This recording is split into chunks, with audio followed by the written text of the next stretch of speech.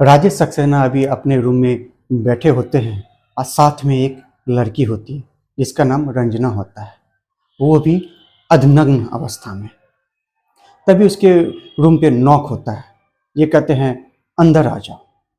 और उसके बाद दो खूबसूरत लड़कियां उनके रूम में प्रवेश करती हैं और वो दोनों उन दोनों को उस अवस्था में देख के चौंकने के बजाय मुस्कुराने लगती हैं। और उसके बाद राजेश सक्सेना कहते हैं आके आ जाओ। उसके बाद वो दोनों भी उस बिस्तर पे जाके बैठ जाती हैं और एक एक करके अपने सारे कपड़े उतार देती हैं। उसके बाद राजेश सक्सेना बारी बारी से तीनों के साथ संबंध बनाते हैं और तीनों के साथ भरपूर मजा लेते हैं। वो तीनों लड़कियां जो होती हैं वो तीनों भी उनके साथ भरपूर सहयोग करते हैं, सपोर्ट करते हैं, मजा लेती हैं। ये सिलसिला एक दिन का नहीं होता है। ये सिलसिला जब एक दिन शुरुआत हो गई तो फिर रुकने का नाम नहीं लेती है। जब भी राजेश सक्सेना का मन करे, वो जो कॉलेज के प्रोफेसर होते हैं और वो जब भी मन करे उनके एक एक करके तीनों के साथ संबंध बनाया करे और खूब मज़े लूटते और उन तीनों को भी खूब मज़ा आता। उसके बाद ये सिलसिला हमेशा चालू रहता है। लेकिन आगे एक दिन ऐसा आता है, कहानी में ऐसा मोड़ आता है कि जिसकी कल्पना किसी ने भी नहीं की थी। वो क्या मोड़ होता है वही आप सभी इस कहानी के अंत तक बने रहें तो उस कहानी की सच्चाई तक अंत तक जरूर पहुंचेंगे और आपको कहानी की पूरी सच्चाई मालूम होगी। चलिए कहानी शुरुआत करने से पहले मैं प्रणय आप सभी का स्टोरी तक में स्वागत करता हूं। चैनल पे नए आए हैं तो लाइक सब्सक्राइब और शेयर जरूर करें। आपके लाइक सब्सक्राइब और शेयर से मेरा मोटिवेशन बढ़ता है, मैं मोटिवेट होता हूँ, आपके लिए अच्छी अच्छी सच्ची कहानियाँ लेके आता हूँ। और अपने पे प्यारे प्यारे कमेंट्स जरूर दें क्योंकि आपके कमेंट से ही मेरा बहुत मैं मोटिवेट होता हूँ। चलिए आज की कहानी शुरुआत करता हूँ। आज की कहानी जो है राजस्थान के अलवर की है। वहाँ पे राजेश सक्सेना नाम के एक शख्स होते हैं, उनकी पत्नी सुजाता सक्सेना होती है और उनके दो बच्चे होते हैं। दोनों बच्चे ने अपनी एक ने ग्रेजुएशन करके अपनी बीटेक की पढ़ाई करके वो जॉब कर रहा होता है, मल्टीनेशनल कंपनी में मुंबई में जॉब कर रहा होता है। एक बेटा जो होता है वो इंजीनियरिंग कर रहा होता है वहाँ मुंबई में, दोनों भाई वहीं हैं। और ये जो है ये लोग जो अलवर में रहते हैं हस्बैंड वाइफ, और इन लोगों ने अपना कमरा रखा है जिसमें सिर्फ पीजी गर्ल्स लड़कियों को ही अपना रूम देते हैं। जेंट्स को वहाँ अलाउ नहीं है, लड़कों को रूम नहीं देते हैं, पीजी लड़कियों सबको रूम देते हैं। अब वो प्रोफेसर भी हैं। तो एक बात की बात है, एक दिन की बात है, उनके यहाँ लड़कियां सब आती हैं। जिस कॉलेज में वो प्रोफेसर होते हैं उसी कॉलेज की लड़कियां सब आती हैं कि उन्हें वो एडमिशन लेती हैं तो उन्हें रूम की आवश्यकता होती है। तो कहे कि हाँ ठीक है मेरे यहाँ रूम मिल जाएगा। सो तुम लोग कितनी हो? तो 3 लड़के हैं। तो ठीक है तुम लोग रहोगी, तुम्हें खाना पीना सारा कुछ मेरे ही घर से मिल जाएगा, कोई दिक्कत की बात नहीं, आराम से रहना। तो वो लोग लड़कियां भी अच्छे से रह रहे हैं क्योंकि भाई प्रोफेसर का घर हो तो गाइडलाइन भी मिलेगा, अच्छे से पढ़ाई भी होगी और सारा कुछ रहेगा, घर का खाना मिलेगा तो और क्या किसी को चाहिए। तो ये सब सारा सिलसिला चलता है। वो लोग आराम से रहते, कॉलेज जाते, कॉलेज से आते और फिर अपने सर वही राजेश सक्सेना से ही ट्यूशन लिया करते थे। एक दिन की बात है कि राजेश सक्सेना की वाइफ जो है उसके घर से कॉल आता है और वो उसकी माँ का तबीयत थोड़ा ख़राब हो जाता है। तो वो अपने पति से कहती है कि मुझे जो है घर जाना होगा, तो मुझे जाना होगा। उसका जो मायका होता है राजेश सक्सेना की पत्नी का, सुजाता सक्सेना का, उसका जो है उदयपुर में होता है, राजस्थान में ही उदयपुर में होता है। वो वहाँ जाने के लिए तो राजेश सक्सेना उसके थोड़ा प्यार भरी बातें करते हैं। उनका मन उदास हो जाता है कि एक ही है उनकी पत्नी है यहाँ पे और कोई तो उनका सहारा है नहीं। तो फिर वो थोड़ा रोमांटिक हो जाते हैं और उसके बाद जो है ऐसा होता है, पल आ जाता है कि दोनों अपना शारीरिक संबंध बनाते हैं, भरपूर बनाते हैं। और उसके बाद ये जो संबंध वो जो मनाते रहते हैं तो उनके यहाँ जो एक संजना नाम की लड़की होती है वो इन दोनों को संबंध बनाते हुए देख लेती है। और इन दोनों का जब पूरा संबंध बन जाता है तो वो जो उनकी पत्नी है फिर अपना मायका चली जाती है और ये अपना कॉलेज चले जाते हैं। तो उसी बीच में तो कॉलेज के दरमियान ये लोग तीनों लड़कियां जो है तैयार होने लगती हैं। तो संजना जो होती है अपने दोनों सहेली रंजना विवाह को ये सब कहती है कि चटकरे लगा लगा के कहती कि आज तो सर बड़े रोमांटिक थे और मैडम के तो एकदम खूब ली उन्होंने, खूब खूब हंसी मजाक खूब करते रहते हैं। उसके बाद क्या होता है कि उसकी पत्नी तो चली जाती है और लड़कियां जो होती है बहुत कंफर्ट जोन में उनके यहाँ रहा करती थी। वो जो है गर्मी का मौसम होता है तो वो एकदम शॉर्ट्स और टी शर्ट में, हल्के टी शर्ट में रहती हैं, रूम में कंफर्टेबल जोन में रहती हैं अपना। और उसके बाद पढ़ाई वढ़ाई करने के लिए आती हैं उसी तरह ड्रेस में।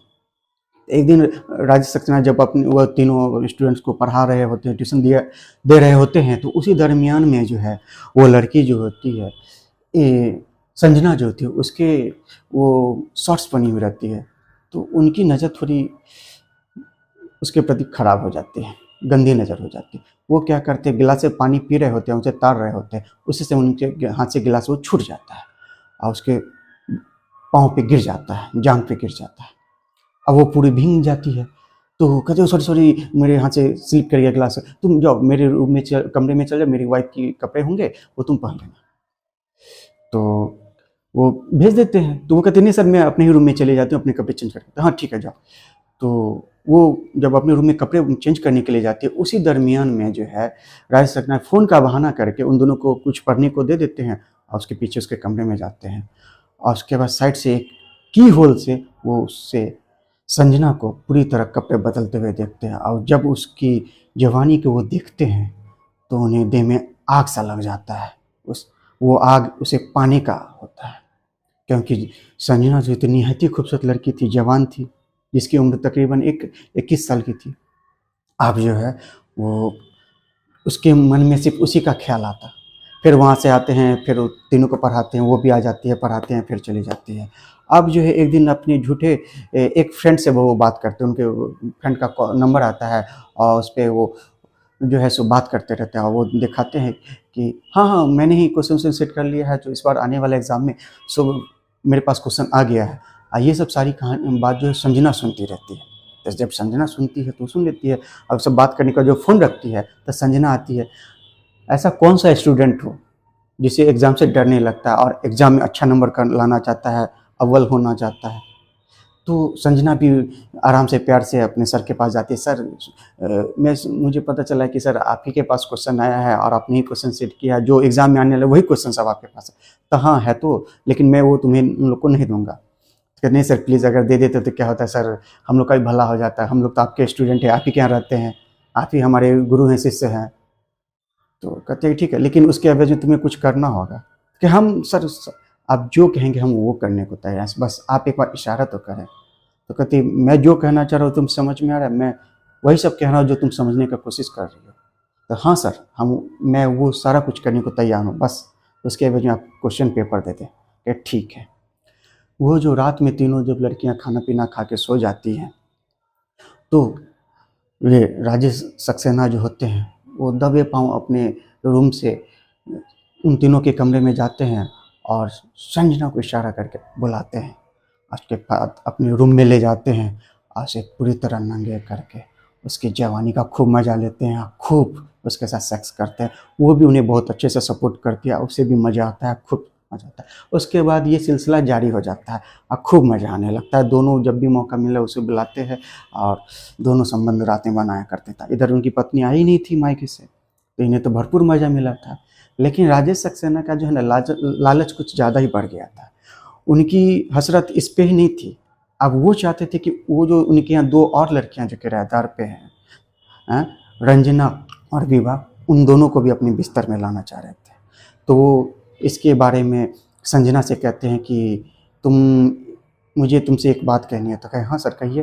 कि मैं पेपर तो दूंगा, लेकिन यही कहानी सारा कुछ तुम वो रंजना और विभा को भी जाके बोलो, जो वो सुने और मेरे साथ जो मैं तुम्हारे साथ करता हूँ उनके साथ भी करना चाहता हूँ। तो कहे ठीक है सर, मैं देखती हूँ, ट्राई करती हूँ। ये एक दिन तीनों साथ में बैठे होते हैं, तो ये जाके सारा कुछ जो है रंजना विभा को बताती है। तो वो कहती है कि सच में यार क्वेश्चन मिल जाएगा, तो चलो क्या दिक्कत है यार, एक बार में क्या दिक्कत है, हो जाएगा, लेकिन अच्छा नंबर से पास कर जाएंगे तो अच्छा होगा, माता पिता का फैमिली वालों का नाम रोशन करेंगे हम लोग। कहे ठीक है। वो लोग भी तैयार हो जाती है। तो ये इस बात के बारे में वो प्रोफेसर को जो है राजेश सक्सेना को बताती है। उसके बाद वो एक दिन जो है संजना जो है जब प्रोफेसर के रूम में जाती है, दोनों जब संबंध बनाए रहे होते हैं, उसी समय उनके दरवाजे पे नॉक होता है। तो प्रोफेसर ने उसे अंदर आने को कहा, तो दोनों लड़कियां मुस्कुराते हुए आती हैं। उस समय ये जो है ना दोनों अर्धनग्न अवस्था में होते हैं। उसके आते हैं, उसके बाद जो अर्धनग्न अवस्था में होते हैं उसके बाद वो दोनों भी पूरी तरह नंगे हो जाते हैं। ये दोनों जो लड़कियां होती हैं ये भी एक एक करके अपने सारे कपड़े उतार देते हैं। उसके बाद तीनों के साथ प्रोफेसर ने, राजेश सक्सेना ने जोरदार संबंध बनाया, खूब मज़े से संबंध बनाया। लड़कियों को, दोनों लड़कियों को तो थोड़ा सा दर्द होने लगा था, चीखने लगी थी, लेकिन थोड़ी देर बाद उन दोनों को ही बहुत मज़ा आने लगा, आनंद मिलने लगा। उसका तीनों ने भरपूर उनका साथ दिया, तीनों खूब मज़े से संबंध उसके साथ बनाया। जब खूब संबंध बन गया तो फिर उसके बाद ये सिलसिला तो चालू हो गया, जब भी वो मन करता वो तीनों को बुलाते। उसके बाद जो है एक दिन का क्या बात होती है कि उनकी पत्नी घर आ जाती है और उसी बीच में एग्ज़ाम आ जाता है। तो ये लड़कियां सब प्रेशर बनाए, सर क्वेश्चन दीजिए क्वेश्चन दीजिए। तो राजेश सक्सेना ने एक झूठी, जो वो क्वेश्चन जो एग्ज़ाम में नहीं आने वाला था, वो फेक क्वेश्चन उन तीनों को दे दिया। अगले दिन वो जो एग्ज़ाम दे के आते हैं तो तीनों का जो क्वेश्चन का पेपर देखते हैं तो तीनों का पसीना पसीना हो जाता है। क्या है कि राजेश सक्सेना ने जो क्वेश्चन दिया तो उससे तो एक भी क्वेश्चन मैच नहीं कर रहा था, सबके हालत ख़राब।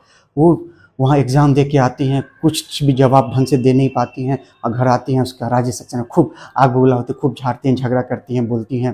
तो उसकी पत्नी आती है, उसका कहती है क्या बात है, ऐसा तुम लोग ऐसे क्यों कर रहे? तो सारी कहानी जो राजेश सक्सेना ने उनके साथ की थी वो कह दी। उसके बाद उसकी पत्नी भी बहुत आग बबूला होती है, अपनी पति को बहुत बुरा बहुत बोलती है। और उसके बाद लेकिन कुछ भी हो, पत्नी तो पत्नी होती है, अब तुरंत ही पलट जाती है, अपने पति को, लड़की लोग को भी झाड़ने लगती कि तुम लोग को भी गलती है, हाँ क्या जरूरी थी तुम्हें क्वेश्चन लेने की और अपने शरीर को अति करने की, ज़्यादा ड्रामा मत करो, नहीं तो तुम लोग को तीनों को घर से निकाल भी दूंगी और तुम्हारी बदनामी भी होगी। लड़कियां शर्म के मारे क्या करें, उसका जब एग्ज़ाम का रिजल्ट आता है तो सभी फेल हो जाती हैं और उसके बाद वो सभी अपने घर लौट जाती हैं। उसके बाद एक दिन की बात है, जब संजना होती है तो अपने घर पे रहा करे, तीनों अपने अपने घर चले जाते हैं। इधर जो है सो राजेश सक्सेना, उनकी पत्नी सुनीता सक्सेना में बहुत झगड़ा होता है, लेकिन कितनी कुछ भी पत्नी तो पत्नी होती है, अपनी पति को माफ़ कर देते हैं, फिर वो लोग रहने लगते हैं।